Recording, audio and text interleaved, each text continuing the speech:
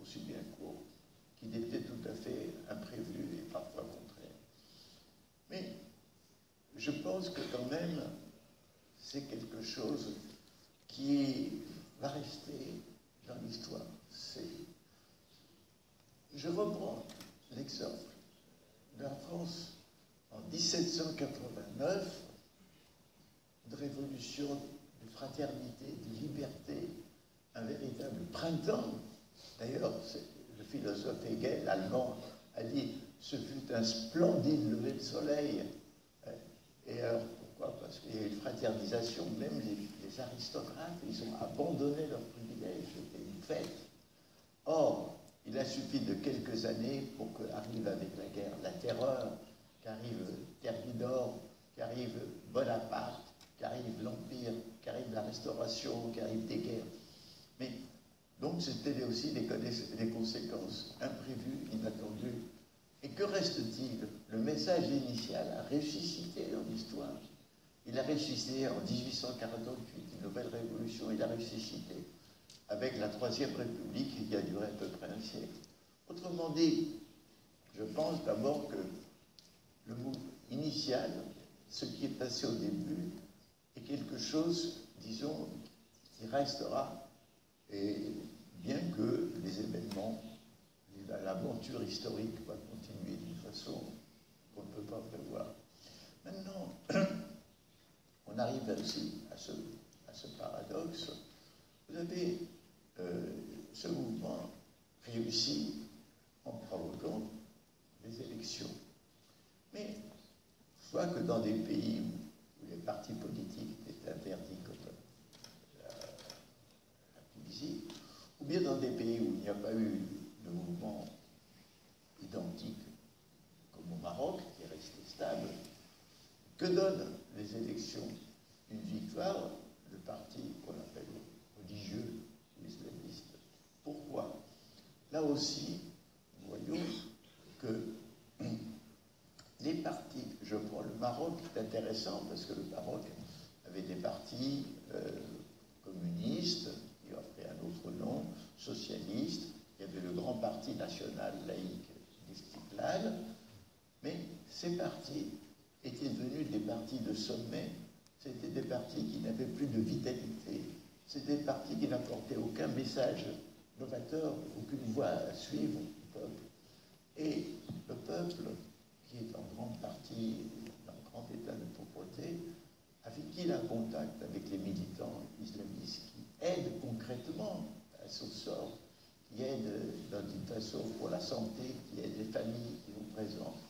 Et c'est tout à fait normal que les élections donnent la victoire à des partis qui se réclament de ceci.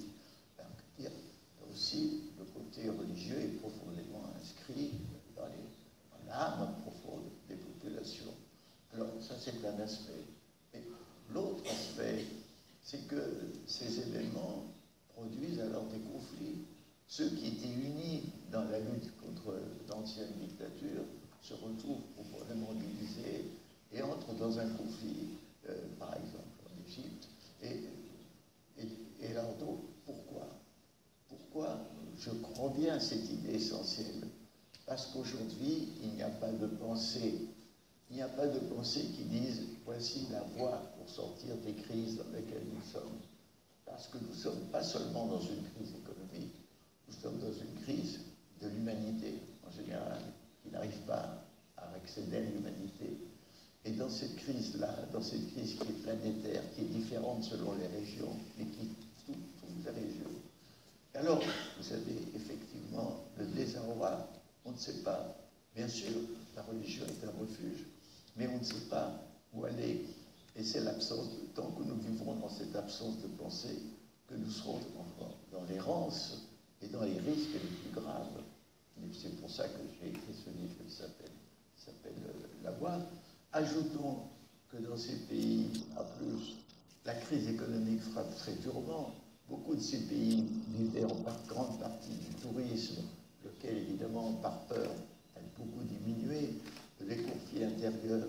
Tout ceci, effectivement, c'était les sociétés arabes, par exemple, qui ont su subi la colonisation, qui ont d'abord subi la colonisation turque, qui ont subi la colonisation occidentale, qui ont cru au socialisme arabe qui les a déçus, qui ont cru à la démocratie qui les a aussi déçus. Ce sont des pays en plein désarroi et à la recherche d'une vérité qui fuit.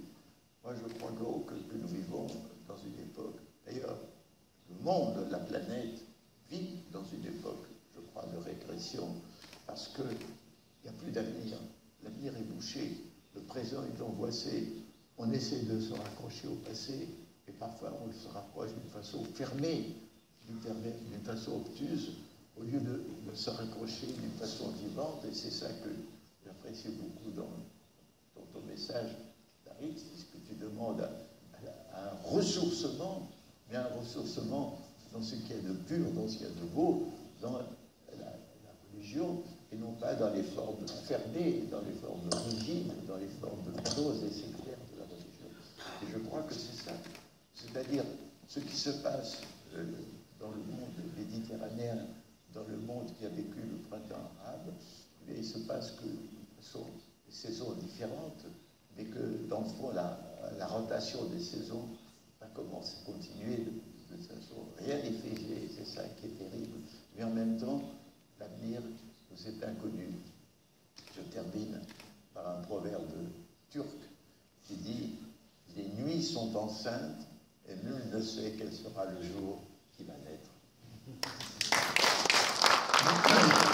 Merci. Juste par rapport